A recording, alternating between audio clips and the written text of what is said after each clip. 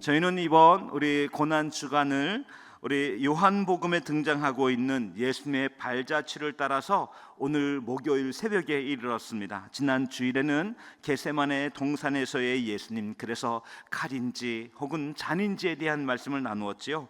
그리고 월요일에는 대제사장 안나스의 뜰 안에서 예수님은 재판을 받았고 밖에서는 베드로의 부인이 있었지요. 화요일에는 빌라도의 신문실에서 종교 지도자들의 위선이 있었고 그 속에서 세상의 권력과 하나님 나라의 충돌이 있었습니다. 수요일에는 빌라도의 관정 그 뜰에서 우리 바라바를 놓아달라, 예수를 십자가에 못 박아라는 고함이 있었었지요. 그때 대제사장들은 자기들의 삶의 위기 속에서 가이사 외에는 우리에게 왕이 없나이다 라고 하는 이 배교의 선언을 하는 시간이 있었었지요. 오늘은 우리 요한복음 19장을 통해서 예수님께서 마침내 골고다 언덕에 오르셔서 십자가에 달리시고 숨을 거두시기 직전의 상황, 그 참혹한 상황이지만 그 안에 감춰져 있는 장엄한 은혜를 만나기를 원합니다. 우리가 흔히 십자가를 떠올리면 고통을 떠올리고 패배를 떠올리고 찢김을 떠올리고 상함을 떠올립니다.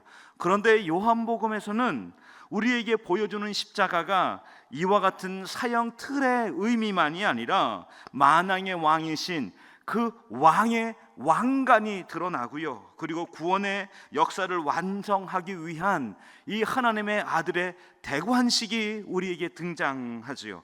맞습니다. 오늘 새벽에도 오늘 본문 말씀 통해서 세 가지의 교훈을 함께 나누기를 원합니다. 첫 번째는 우리 예수님은 우리의 구원을 위해서 스스로 십자가에 오르셨다는 것이지요. 우리 요한복음 19장 17절에 보면 이와 같은 내용이 등장합니다. 예수께서 자기의 십자가를 지시고 골고다로 올라가셨다라고 하는 내용이 등장하지요. 공감복음 그 가운데 이 한 부분을 보면 구레네 사람 시몬이 예수님의 십자가를 억지로 지고 골고다 언덕으로 올라가는 장면이 등장합니다. 하지만 요한복음에서는 의도적으로 예수님께서 홀로 무거운 십자가를 지셨음을 강조하는 것이죠. 이것은 어떤 의미가 포함되어져 있을까요? 예수님께서 로마 군병들의 폭력에 끌려가는 무기력한 희생자가 아니라 아버지의 뜻을 따라서 자발적으로 그 십자가를 지고 인류 구원, 우리의 영혼의 구원을 위해서 스스로 십자가를 지신 예수님을 강조하기 위하여 요한복음에서는 구레네 사람 시몬이 등장하지 않는 것이죠. 이와 같은 대목에서 우리는 구약 성경에 창세기 22장이 떠올려질 수 있습니다. 22장에 어떤 사건이 등장하나요? 아브라함과 이삭의 사건입니다. 여러분, 두 사람의 가장 극적인 장면이 어디에 등장합니까? 바로 모리아산 정상에 등장하죠. 하나님께서 아브라함에게 독자 이삭을 모리아산에서 범죄로 바쳐라 라고 하는 명령을 하셨습니다. 그 명령 앞에 아브라함이 침을 끓입니다. 그리고는 제단에 쓸 나무를 이삭의 등에 지우는 것이지요. 그리고는 저 모리아산을 향해 떠나가는 것입니다. 청년이었던 이삭은 늙은 그 아버지를 충분히 뿌리치고 도망갈 수 있었습니다. 하지만 묵묵히 아버지가 지어준 그 나무짐을 지고 죽음의 제단을 향해 올라가는 바로 그 장면이 등장합니다. 마찬가지로 하나님 아버지의 독생자 예수님은 우리의 죄를 위해서 제단에 쓸 나무를 짊어집니다. 무거운 십자가의 형틀을 자기의 어깨에 짊어지신 것이죠. 이런 이야기가 있습니다. 어느 날 예수님께서 두 제자에게 똑같은 무게의 십자가를 각각 나누어 지게 하였습니다. 그리고는 우리 한 목적지까지 걷게 하셨지요. 한 제자는 그 십자가를 어깨에 지고 평안한 얼굴로 이 십자가의 길을 걸어가는 것입니다. 그런데 다른 제자는 너무나 무거워서 쩔쩔매면서 불평을 쏟아놓으면서 힘들어하며 그 길을 걸어가는 것입니다. 목적지에 도착했습니다. 이때 독특한 곳에서 한 제자가 예수님께 불평하듯 묻습니다. 왜 저에게 이렇게 무거운 십자가를 주셨습니까? 라고 묻습니다. 그때 예수님께서 대답하셨습니다. 십자가의 무게는 똑같았단다. 그러나 다른 한 제자는 십자가를 지고 오는 동안에 마음 가운데 사랑을 품고 있었기 때문이란다. 사랑은 십자가의 무게를 가볍게 하고 그 십자가를 능히 지게 한다라고 이야기하셨답니다. 여러분, 우리 예수님은 찢겨진 등 부서진 몸을 가지고 십자가의 형틀, 그것을 자기의 어깨에 매셨습니다. 이것은 육신으로나 혹은 영혼으로나 너무나 고통스럽고, 그리고 그 무게에 견딜 수 없는 고통을 우리 이겨내야 하는 것이죠. 그래서 예수님은 이 십자가의 무게를 짊어지고 골고다 언덕을 오르시다가 몇 번을 쓰러지셨던 것입니다. 그만큼 십자가는 무겁고 가혹한 것이었죠. 하지만 이와 같은 십자가를 예수님은 포기하지 않으셨습니다. 끝까지 그것을 어깨에 걸머 매셨던 것이죠. 예수님의 원동력은 무엇입니까? 바로 우리를 향한 맹렬한 사랑이셨던 것이지요. 죄의 짐, 그것은 참혹할 정도로 무겁고 끔찍하고 두려운 것이지만 당신의 자녀를, 당신의 백성을 살려야 하기에 이와 같은 예수의 사랑이 이 십자가의 형틀보다 더 크고 더 강하였기 때문에 예수님은 그것을 어깨에 짊어지고 그 골고다 언덕 마침내 끝까지 다다르신 것 아니겠습니까?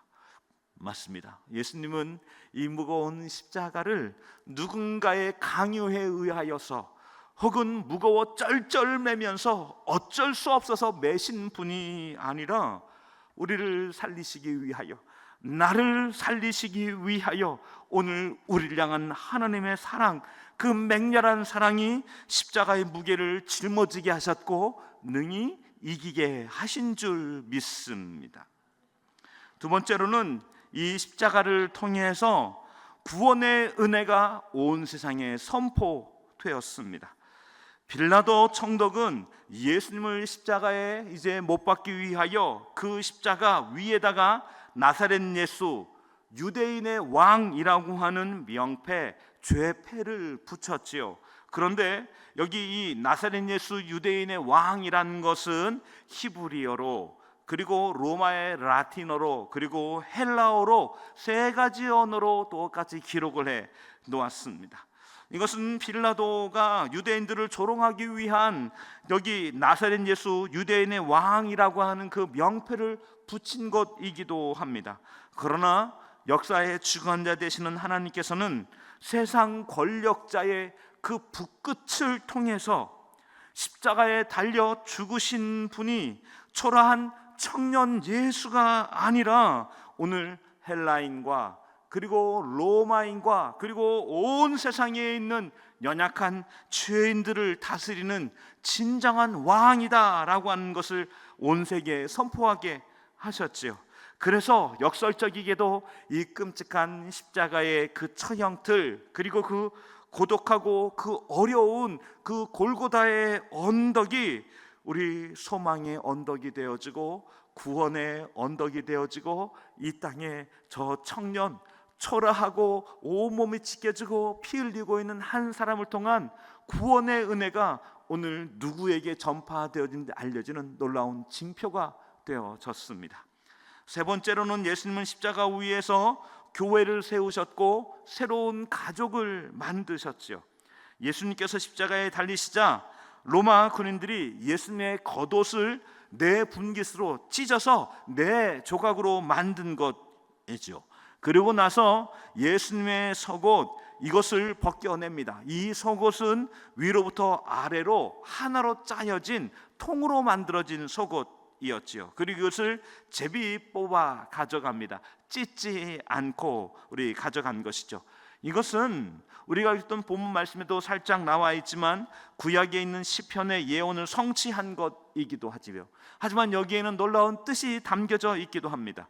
구약의 대제사장들이 성소에 들어갈 때 옷을 입습니다. 그 안에 있는 옷은 우리 솔깃이 없는 하나로 만들어져 있는 통짜 옷이었던 것이죠. 맞습니다. 바로 그와 같은 옷이었죠. 그래서 예수님의 이 속옷이 찢겨지지 아니하고 통으로 만들어진 것이고, 오늘 그 옷을 입고 예수님께서 오르셨다라고 하는 건 예수님께서 영원한 제사장으로, 흠이 없는 제사장으로, 우리를 위한 제사장으로 십자가에 오르셨다라고 하는 그런 뜻이 포함되어져 있습니다.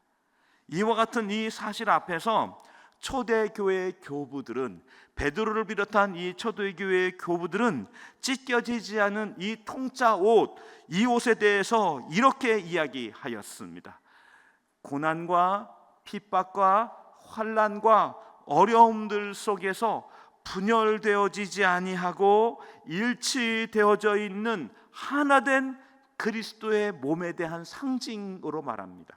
이런 무엇입니까? 예수님께서는 십자가의 참혹한 고통 속에서 찢겨지지 않는 옷을 입으셨고, 그 옷을 통해서 이 땅의 환난과 핍박과 곤고함이 있는 그곳에서 교회는 분열되어지지 아니하고 예수의 몸 안에 하나가 될 것이다. 그리고 일치된 비전과 일치된 신앙과 일치된 가치를 가지고 세상 가운데 세워질 것이다를 말씀하는 그런 은혜가 있다라고 교부들은 해석을 했던 것이죠. 나아가서 예수님께서는 이 십자가에 오르셨을 때 밑에서 울부짖고 있는 여인들을 보았습니다. 그 가운데는 예수님의 육신의 어머니 마리아가 있었던 것이죠. 그 육신의 어머니 마리아 옆에 사랑하는 제자 요한이 있었습니다. 그리고 그와 같은 그 순간 어머니를 바라보면서 말합니다. 여자여 보소서 아들이니이다 하시고는 그 옆에 있던 요한에게 말합니다. 보라 내 어머니라 라고 말씀을 하셨습니다. 가족으로 그 어머니를 요한에게 소개해주고 있는 것이죠. 숨이 멎어가는 그와 같은 그 심한 고통의 순간에 육신의 어머니를 제자에게 봉양하도록 부탁하고 있는 효성스러운 장면이기도 합니다. 하지만 이와 같은 그 기록은 단순한 가족 돌봄을 넘어서는 의미가 포함되어져 있습니다. 예수님은 십자가의 보혈을 통해서 혈통을 초월해서, 지연과 혈연을 초월해서 성령 안에 하나 되어지는 새로운 가족에 대한 메시지를 전해주고 있는 것이지요. 우리는 흔히 아이가 태어나면 우리 부모들 그리고 친척들이 모여서 그 아이의 얼굴을 그리고 요모조모를 살펴봅니다. 그 아이가 얼마나 어여쁜지, 그리고 또 그 아이가 얼마나 사랑스러운지를 보지요. 그러면서 우리 이렇게 얘기합니다. 눈이 꼭 아빠를 닮았다고, 입이 꼭 엄마를 닮았다고, 눈썹이 꼭 할머니를 닮았다고, 저기저 손이 꼭 할아버지를 닮았다고, 이런 이야기를 하지요. 맞습니다. 우리는 그 가족들만이 갖고 있는 닮은 꼴을 발견하고 기뻐합니다. 그런데 십자가 아래에 모이는 성도들은 각기 다릅니다.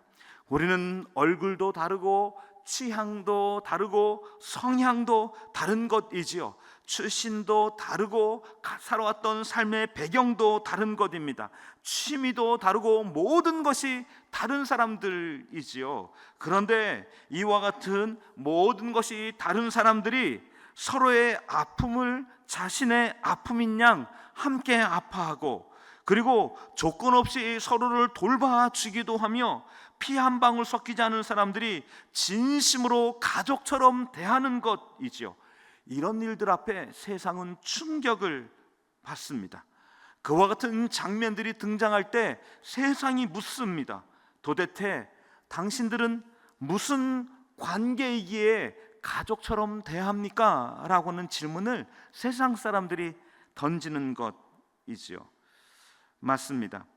우리는 예수님의 십자가 안에서 우리 안에 있는 이기심을, 또한 우리 안에 있는 독특성을 넘어서서 서로가 서로를 사랑하는 믿음의 공동체, 사랑의 공동체, 그래서 주의 교회를 가족, 성도 공동체라고 말하는 줄 믿습니다. 십자가의 사랑은 오늘 주의 성도들을 우리 혈연보다도 끈끈한 가족 공동체로 묶어 주셨습니다. 그렇다면 우리 교회가 넘어서야 될 장애물은 무엇입니까? 우리 교회가 극복해야 될 장애물은 어디에 있습니까? 우리 교회가 진짜 신약교회를, 예수님 말씀하신 교회가 되기 위해서 우리가 걸어가야 될 믿음의 여정 속에 우리가 극복해야 될 말은 무엇입니까? 네, 그것은 피는 물보다 진하다라는 세상의 말입니다. 저는 우리 교회가 이 피는 물보다 진하다라는 말을 넘어서는 교회가 되어지길 주의 이름으로 축원합니다. 그런 마음의 소망을 갖습니다. 하나님, 우리 교회가 정녕 사람들이 혈연으로 엮여져 있는 이와 같은 관계를 뛰어넘어서 피 한 방울 섞이지 않는 사람들이 서로가 서로를 가족으로 돌볼 수 있는 마음을, 가족으로 돌볼 수 있는 섬김을 우리 애써 힘써 사랑하는 일들을 할 수 있는 교회 공동체가 되어지길 원합니다. 소망합니다. 그래서 교회는 이 땅에 남아있는 마지막 보루인 것이지요. 누군가를 돌볼 수 있는, 가족으로 섬길 수 있는 마지막 공동체, 마지막 대한 공동체라고 말합니다. 여러분, 그런 면에 우리 예수님의 말씀처럼 여러분에게 여쭙고 싶은 것 있습니다. 우리 교회는 육신의 어머니를 옆에 있는 성도님에게 의탁할 수 있습니까? 예수님의 말씀처럼 여기 당신의 어머님입니다 라고 말할 수 있습니까? 우리는 예수님의 말씀처럼 우리 자녀가 옆에 있습니다. 옆에 있는 성도님들에게 우리 묻지도 않고 따지지도 않고 내 자녀를 의탁할 수 있습니까? 우리 교회가 이와 같은 사랑으로 하나가 되어질 수 있는, 그리고 예수님께서 요한에게 의탁했던 것처럼 오늘 교회에 있는 성도님 한 분 한 분을, 우리 교회에 있는 우리 아버님 한 분 한 분을 나의 아버지로, 나의 어머니로, 나의 자녀로 의탁할 수 있는 교회 공동체가 되어지길 주의 이름으로 축원합니다. 여러분, 이것은 우리 교회가 진실로 넘어야 될 너무나 큰 산이기도 합니다. 우리 교회는 부흥을 원하고 주의 뜻을 구합니다. 하지만 우리 교회는 아직도 여전히 우리 가정들, 그 가운데 대그룹을 이루고 있는 많은 가정들이 있습니다. 그리고는 그와 같은 가정들 앞에서 20년, 그리고 교회에 30년 나와 있는 성도들이지만 아직도 나그네 같다라는 말을 하시는 분들이 많이 계십니다. 이것은 무엇입니까? 우리 교회가 아직 걸어갈 여정이 있다. 그리고 그 여정을 통해서 초대교회, 예수 말씀하신 교회를 이루기 위해서 십자가에서 주님께서 말씀하셨던 바로 새로운 가족을 향한 부름이 우리 교회에 있다. 그리고 이 부름 앞에 우리가 진실한 마음으로 응답하며 함께 마음 나누게 될 때 놀라운 은혜의 일이 만들어질 것이다. 소망하는 꿈을 꾸는 것이죠. 지금 우리 교회에서는 너무나 작고 그리고 또 연약한 일이라 말씀드렸긴 부끄럽지만, 우리 주한이라고 하는 자녀를 돌보기 위해서 우리 성도님 5분이 매일매일 등하교를 시키고 있습니다.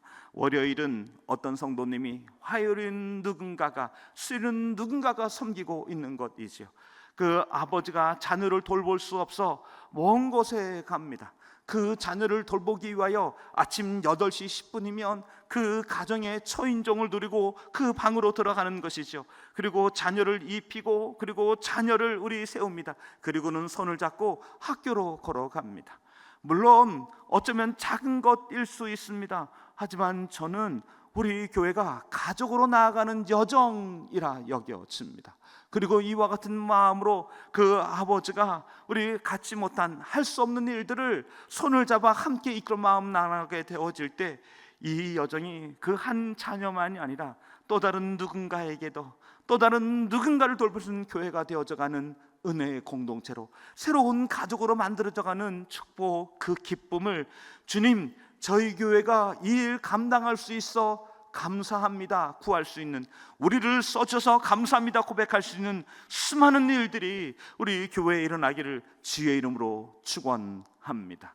맞습니다. 오늘 여기 요한에게 부탁했던 새로운 가족에 대한 십자가에서 맺어준 놀라운 은혜를 우리가 함께 만나며 이루어 가기를 원합니다. 내 자녀, 우리 가족만 궁일의 눈으로 보는 것이 아니라 누군가의 주의 성도들을 사랑과 궁일로 보며 함께 안아가는 교회, 십자가에서 주님께서 만들어진 새로운 가족, 그 놀라운 비전과 이상을 이루어가는 교회가 되어지길 주의 이름으로 축원합니다.